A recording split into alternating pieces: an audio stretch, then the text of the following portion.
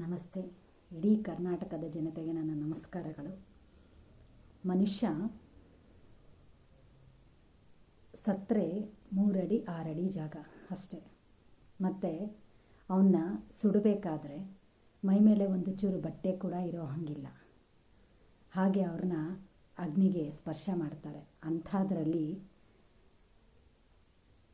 ಈ ಸರ್ವಾಧಿಕಾರತನನ ಬೆಳೆಸ್ಕೊಂಡು ಅದನ್ನು ತನ್ನ ಸಾಮ್ರಾಜ್ಯವನ್ನು ಕಟ್ಟಲಿಕ್ಕೋಸ್ಕರ ಬಡಬಗ್ಗರ ಭೂಮಿಯನ್ನು ಕಬಳಿಕೆ ಮಾಡಿ ಅವರು ಒಪ್ಪದೇ ಇದ್ದ ಪಕ್ಷದಲ್ಲಿ ಅವ್ರ ಮನೆ ಹೆಣ್ಮಕ್ಕಳನ್ನ ಕರ್ಕೊಂಡು ಹೋಗಿ ಹೀನಾಯತೀತವಾಗಿ ನೀಚ ಕೃತ್ಯವನ್ನು ಎಸಗಿ ಅವರನ್ನು ಅತ್ಯಾಚಾರ ಮಾಡಿ ಕೊಂದಂತಹ ನೀಚ ಕೃತ್ಯಗಳನ್ನು ಮಾಡೋದ್ರಿಂದ ಅವ್ರಿಗೆ ಯಾವ ಪುಣ್ಯ ಫಲ ಸಿಗುತ್ತೆ? ಯಾರ ಬಗ್ಗೆ ಹೇಳ್ತಾ ಇದ್ದೀನಿ ಅಂತ ಹೇಳಿಬಿಟ್ಟು ನಿಮಗೆ, ಅದು ಧರ್ಮಸ್ಥಳದಂಥ ಕ್ಷೇತ್ರದಲ್ಲಿ ಇಂಥ ನೀಚಾತಿ ಕೃತ್ಯಗಳನ್ನು ಮಾಡಲಿಕ್ಕೆ ಅವರಿಗೆ ಹೇಗಾದರೂ ಮನಸ್ಸು ಬರುತ್ತೆ. ಅವರೆಲ್ಲ ಮನುಷ್ಯರು ಅಂತ ಕರೀತಾರೆ. ಅವ್ರನ್ನ ಮನುಷ್ಯರು ಅಂತ ಕೂಡ ನಾವು ಕರೀಲಿಕ್ಕೆ ಸಾಧ್ಯ ಇಲ್ಲ. ಮನುಷ್ಯರ ಜಾತಿಗೆ ಸೇರಿಲ್ಲ. ಹಾಗೆ ನೋಡಿದ್ರೆ ಮೃಗಗಳು ಕೂಡ ಇಲ್ಲ. ಮೃಗಗಳು ಕೂಡ ಇಂತಹ ನೀಚಾತಿ ಕೃತ್ಯಗಳನ್ನು ಮಾಡೋದಕ್ಕೆ ಸಾಧ್ಯ ಇಲ್ಲ. ಪುರಾಣಗಳಲ್ಲಿ ಕೂಡ ರಾಕ್ಷಸರು ಅಂತ ಹೇಳಿದ್ರೆ ರಾವಣ ಕೂಡ ಮಾಡಲಿಲ್ಲ ಅಂಥ ಕೆಲಸಗಳನ್ನು. ರಾಕ್ಷಸರು ಕೂಡ ಅಂಥ ನೀಚ ಕೆಲಸಗಳನ್ನು ಮಾಡದೇ ಇರ್ತಕ್ಕಂಥದ್ದನ್ನು ಇವರು ಮಾಡಿ ಅವ್ರ ಮನೇಲೂ ಹೆಣ್ಮಕ್ಳು ಇರ್ತಾರೆ, ಅವ್ರಿಗೂ ಹೆಣ್ಮಕ್ಳು ಇರ್ತಾರೆ. ಯಾವ ತಾಯಿಯಿಂದ ಅವರು ಜನ್ಮ ಪಡೆದುಕೊಂಡು ಬಂದಿರ್ತಾರೋ ಆ ತಾಯಿಗೇನೆ ಇವರು ಇಂತಹ ನೀಚ ಕೃತ್ಯಗಳನ್ನು ಎಸಗುತ್ತಾರಲ್ವಾ. ಆ ತಾಯಿ ಪ್ರತಿಯೊಬ್ಬ ಹೆಣ್ಮಗಳಲ್ಲೂ ತಾಯ್ತನ ಇದೆ. ಪ್ರತಿಯೊಬ್ಬ ಹೆಣ್ಣು ತಾಯಿನೇ. ಅದನ್ನು ಹೆಣ್ಣನ್ನು ಈ ಮಟ್ಟದಲ್ಲಿ ಅವರು ಅತ್ಯಾಚಾರವೆಸಗಿ ಅವ್ರನ್ನ ಬರ್ಬರವಾಗಿ ಕೊಲ್ಲೋವಂಥ ಇಂತಹ ಕೃತ್ಯಗಳನ್ನ ಯಾವುದಕ್ಕೂ ಇಂಥ ಕೃತ್ಯಗಳನ್ನು ಎಸಗಕ್ಕೆ ಅವರಿಗೆ ಮನಸ್ಸಾದರೂ ಹೇಗೆ ಬರುತ್ತೆ? ಅಂತಹ ಕೃತ್ಯಗಳನ್ನ ಎಸಗೋರಿಗೆ ಸಹಾಯ ಮಾಡೋರು ಎಂತಹವರು, ಎಂತಹ ಜನ ಅವರು? MBBS ವಿದ್ಯಾರ್ಥಿನಿಯಾದ ಅನನ್ಯ ಭಟ್ ಕಣ್ಮರೆಯಾದಾಗ ಆಕೆಯ ತಾಯಿ ಬಂದು ಪೊಲೀಸಲ್ಲಿ ಕಂಪ್ಲೇಂಟ್ ಮಾಡಿದಾಗಲೂ ಕೂಡ, ಮತ್ತು ಅವರ ದೊಡ್ಡವರು ಕೂಡ ಹೋಗಿ ಕೇಳಿದಾಗ, ಧಣಿಯಲ್ಲಿ ಅಂದ್ಕೊಂಡಿರೋ ವ್ಯಕ್ತಿ ಹತ್ರ ಹೋಗಿ ಕೇಳಿದಾಗ, ನೀನು ಜೀವಂತವಾಗಿದ್ದರೆ ಸಾಕು ನೋಡ್ಕೋ ಅಂತ ಹೇಳೋವಂತಹ ಮಾತುಗಳು ಇದೆಲ್ಲ ಬಹಳನೇ ನೋವುಂಟು ಮಾಡುತ್ತೆ. ಯಾಕಿಂತ ನೀಚಾತಿ ಕೆಲಸಗಳು ಮಾಡ್ತಾರೆ? ಕಂಡೋರ್ ಮನೆ ಹೆಣ್ಮಕ್ಳಂದರೆ ಬೀದಿಗೆ ಬಿದ್ದಿರ್ತಾರೆ ಇವರಿಗೆ. ಜೊತೆಗೆ ವೆಂಕೋಬ್ರಾಬೇನ್ ಅಂತಕ್ಕಂಥ ಪಾಪ ಬ್ರಾಹ್ಮಣರ ಕುಟುಂಬದ ಅವ್ರ ಮಗನ ನಾಪತ್ತೆ ಆದಾಗ ಅವರು ಬಂದು ಕೇಳಿದಾಗ ಅವರನ್ನು ಲಾಕಪ್ಪಲ್ಲಿ ಇಟ್ಟು ಅವರಿಗೆ ಚಿತ್ರಹಿಂಸೆ ಕೊಟ್ಟು ಅವರಿಗೆ ಬಹಿರ್ದೇಶಕ್ಕೆ ಹೋಗೋ ಕೂಡ ಬಿಡ್ದಿರ ಅವರ ಜನ್ವಾರ ಕಿತ್ತಾಕಿರೋ ಅಂಥದ್ದು. ಇದು ಪೊಲೀಸರೇ ರಕ್ಷಕರು ಅಂತ ಇರೋರೇ ಅರಕ್ಷಕರಾಗಿ ಭಕ್ಷಕರಾಗಿ ಕೆಲಸ ಮಾಡೋವಂಥದ್ದು. ಇದೆಲ್ಲ ಬಹಳ ನೋವುಂಟು ಮಾಡುತ್ತೆ. ಬಹಳ ತುಂಬಾ ದುಃಖಕರವಾದ ಸಂಗತಿ ಇದೆಲ್ಲನೂ. SIT ರಚನೆ ಆಗ್ತಾ ಇದೆ. ಕರೆಕ್ಟಾಗಿ ಕಾರ್ಯಾಚರಣೆ ಎಲ್ಲ ನಡೆದರೆ ಆ ಭಗವಂತ ಕೂಡ ಇವರಿಗೆ, ಆ ತಾಯಿ ಕೂಡ, ಅಲ್ಲಿ ನಿಂತಿರ್ತಕ್ಕಂಥ ಧರ್ಮಸ್ಥಳದಲ್ಲಿ ಇರ್ತಕ್ಕಂಥ ಮಂಜುನಾಥ ಅಣ್ಣಪ್ಪ ದೇವರು ಅಂತ ಹೇಳ್ಬಿಟ್ಟು ಏನು ಹೇಳ್ತಾರೆ, ಅವರು ಕೂಡ ಇದಕ್ಕೆ ಪಾಪದ ಕೂಡ ತುಂಬಿದೆ. ಈಗ ಅವರ ಅವನತಿ ಕಾಲ ಬಂದಿದೆ. ಖಂಡಿತ ನಮ್ಮ ಸೌಜನ್ಯಗೆ ಆಗಲಿ, ವೇದವಲ್ಲಿಗೆ ಆಗಲಿ, ವೇದವಲ್ಲಿ ಟೀಚರ್ ಅವ್ರ ಬಗ್ಗೆ ಆಗಲಿ, ಅವರಿಗೆ ಆಗಲಿ, ಪದ್ಮಲತಾ ಕೇಸೆ ಆಗಲಿ, ಎಲ್ಲರಿಗೂ ನ್ಯಾಯ ಸಿಗಬೇಕು. ನ್ಯಾಯ ಸಿಗತ್ತೆ ಅಂತ ಹೇಳಿಬಿಟ್ಟು ನಾನು ಇದನ್ನು ನಿಮ್ಮ ಹತ್ರ ಸಿಗತ್ತೆ, ಖಂಡಿತ ಸಿಗತ್ತೆ ಅಂತ ಹೇಳಿಬಿಟ್ಟು ನಾನು ಭಾವಿಸ್ತಾ ಇದ್ದೀನಿ. ಸಿಗಬೇಕು, ಖಂಡಿತ ಸಿಗತ್ತೆ. ಅಪರಾಧ ಮಾಡದೇ ಇದ್ದರೂ ಕೂಡ, ಅವರು ನಿರ್ಮಲವಾಗಿದ್ದರೂ ಕೂಡ ಆ ಅಪರಾಧಕ್ಕೆ ಪರೋಕ್ಷವಾಗಿ ಅವರು ಬೆಂಬಲ ನೀಡುವಾಗ ಅವರು ಕೂಡ ಅಪರಾಧಿ ಸ್ಥಾನದಲ್ಲೇ ನಿಲ್ತಾರೆ. ಅವ್ರಿಗೆ ಕೂಡ ಆ ಶಾಪ ತಟ್ಟತ್ತೆ. ಆ ಹೆಣ್ಣು ಮಕ್ಕಳು, ಅಷ್ಟು ಜನ ಹೆಣ್ಮಕ್ಳು ಶಾಪ ತಟ್ಟತ್ತೆ.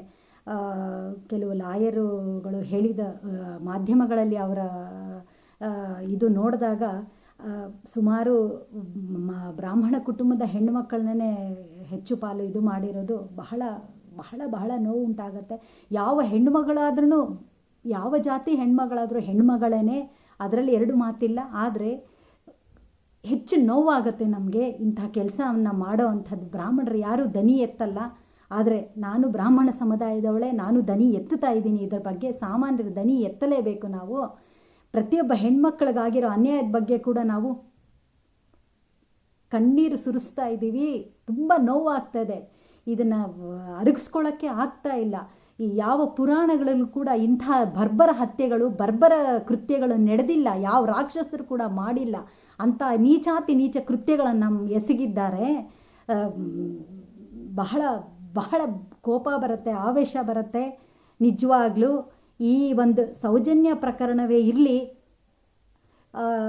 ಸೌಜನ್ಯ ಪ್ರಕರಣದಿಂದ ಎಲ್ಲ ಪ್ರಕರಣಗಳು ಹೆಚ್ಚು ಬೆಳಕಿಗೆ ಬರ್ತಾ ಇದೆ. ಇದಕ್ಕೆ ಈ ಎಲ್ಲ ಒಂದು ಅನ್ಯಾಯಕ್ಕೆ ಒಂದು ನ್ಯಾಯ ಸಿಗೋವಂಥ ಸಂದರ್ಭ ಬಂದಿದೆ ಅಂತ ನಾನು ಭಾವಿಸ್ತಾ ಇದ್ದೀನಿ.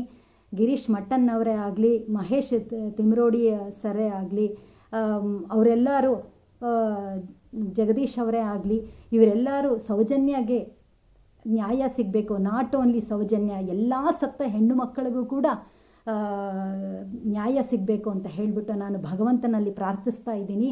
ಖಂಡಿತ ಆ ಧರ್ಮಸ್ಥಳದಲ್ಲಿ ಮಂಜುನಾಥ ಇದ್ದಾರೆ ಅಂತ ಹೇಳಿದ್ರೆ ಆ ಮಂಜುನಾಥನ ಜೊತೆಗೆ ಆ ತಾಯಿ ಚಾಮುಂಡಿ ಕೂಡ, ಪಾರ್ವತಿ ದೇವಿ ಕೂಡ ಅಲ್ಲೇ ಇದ್ದಾಳೆ.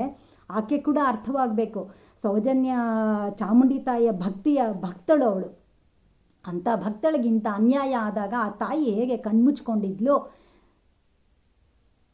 ಇದೆಲ್ಲನೂ ಭಗವಂತನ ಮೇಲೆ ಕೂಡ, ಆ ತಾಯಿ ಮೇಲೆ ಕೂಡ ನಂಬಿಕೆ ಹೊರಟೋಗುತ್ತೆ ಭಕ್ತರಿಗೆ.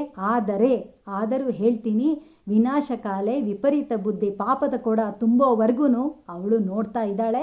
ಖಂಡಿತ ಆ ಮಂಜುನಾಥನೇ ಸ್ಮಶಾನದಲ್ಲಿ ಹೆಣ ಕಾಯ್ತಾ ಇರ್ತಕ್ಕಂಥ ಈ ಭೂತನಾಥ ಅಂತ ಏನು ಹೇಳ್ತೀವಿ, ಈ ಮಂಜುನಾಥರೇ ಆ ಹೆಣಗಳನ್ನೆಲ್ಲ ಕಾದಿದ್ದಾರೆ. ಆ ತಾಯಿನ ಎಲುಬುಗಳನ್ನೆಲ್ಲ ಆರಿಸ್ತಾ ಇದ್ದಾಳೆ. ಇವರಿಗೆ ಒಂದು ಗತಿ ಕಾಣಿಸ್ತಾಳೆ. ಅವನು ಕೂಡ ಆ ಮಂಜುನಾಥ ಮೂರನೇ ಕಣ್ಣನ್ನು ತೆಗೆದ್ರೆ ಇಡೀ ಇದನ್ನು ಪಾಪಾತ್ಮರನ್ನು ಸುಟ್ಟು ಕರಕಲು ಮಾಡ್ತಾನೆ, ಭಸ್ಮ ಮಾಡ್ತಾನೆ. ಅದಕ್ಕೆ ಈಗ ಸಮಯ ಸನ್ನಿಹಿತವಾಗಿದೆ. ಖಂಡಿತ ಈ ಕೆಲಸ ಆಗತ್ತೆ. ಸೌಜನ್ಯ ಪರ ಯಾರು ಹೋರಾಟ ಮಾಡ್ತಾ ಇರ್ತಾರೋ ನಮಗೆ ಖಂಡಿತ ನ್ಯಾಯ ಸಿಗುತ್ತೆ ಅಂತ ಹೇಳಿಬಿಟ್ಟು ನಾನು ಭರವಸೆಯಿಂದ ಈ ಮಾತನ್ನು ಹೇಳ್ತಾ ಇದ್ದೀನಿ. ಅಲ್ಲಿ ನಡೆದಿರ್ತಕ್ಕಂಥ ಅಷ್ಟು ಜನ ಶವಗಳು ದೊರಕಿ ಅವರಿಗೆಲ್ಲ ಅಂತ್ಯ ಸಂಸ್ಕಾರ ಮಾಡಿ, ಆ ಅಂತ್ಯ ಸಂಸ್ಕಾರದ ಬೂದಿನ ತಗೊಂಡು ಹೋಗಿ ಶ್ರೀರಂಗಪಟ್ಟಣದಲ್ಲಿ ಬಿಟ್ಟರೆ ಆ ಧರ್ಮಸ್ಥಳಕ್ಕೆ ಅಂಟಿರೋವಂತಹ ಪಾಪನ ತೊಳೆಯೋಕ್ಕೆ ಆಗೋದು, ಮಲಿನತೆ ಹೋಗೋದು ಅದರಿಂದಾನೇ. ಖಂಡಿತ ಆ ಕೆಲಸ ಆಗಬೇಕು.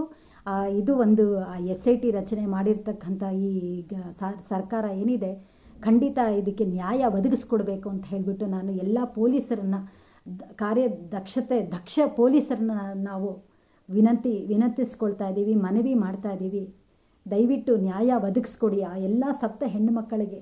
ನಮ್ಮ ಮನೆ ಹೆಣ್ಣು ಮಕ್ಕಳೇ ಬೇರೆ ಅಲ್ಲ, ಆ ಹೆಣ್ಣು ಮಕ್ಕಳು ಬೇರೆ ಅಲ್ಲ. ಒಂದು ಹೆಣ್ಣು ಮಕ್ಕಳಿಗೆ ಈ ಥರ ಆಗ್ತಾ ಇದೆ ಅಂತ ಹೇಳಿದ್ರೆ ಹೊಟ್ಟೆನಲ್ಲಿ ಬೆಂಕಿ ಬಿದ್ದಂಗೆ ಆಗ್ತಾ ಇದೆ. ನಾವು ನಿಜವಾಗ್ಲೂ ಅರ್ಧರಾತ್ರಿ ಕೂಡ ನೆನೆಸ್ಕೊಂಡ್ರೆ, ಕ್ಷಣ ನೆನೆಸ್ಕೊಂಡ್ರೆ ಬೆಚ್ಚಿ ಬೀಳೋವಂಥ ಘಟನೆ ಇದು. ಮೈಯೆಲ್ಲ ನಡುಕ ಹುಟ್ಟೋವಂಥ ಘಟನೆಗಳು ನಡೆದಿದೆ ಅಲ್ಲಿ. ಅತ್ಯಾಚಾರಗಳು, ಅನಾಚಾರಗಳು. ನಿಜವಾಗ್ಲೂ ಅವರೆಲ್ಲರ ಬೂದಿನ ತೊಗೊಂಡೋಗಿ ನೀವು ಶ್ರೀರಂಗಪಟ್ಟಣದಲ್ಲಿ ಹಾಕಿದಾಗಲೇ ಆ ಒಂದು ಧರ್ಮಸ್ಥಳಕ್ಕೆ ಪಾವಿತ್ರತೆ ಬರುತ್ತೆ. ಆ ಮಂಜುನಾಥ ಕೂಡ ಶಾಂತಗೊಳ್ತಾನೆ, ಆ ತಾಯಿ ಚಾಮುಂಡಿ ಕೂಡ ಶಾಂತಗೊಳ್ತಾಳೆ ಖಂಡಿತ.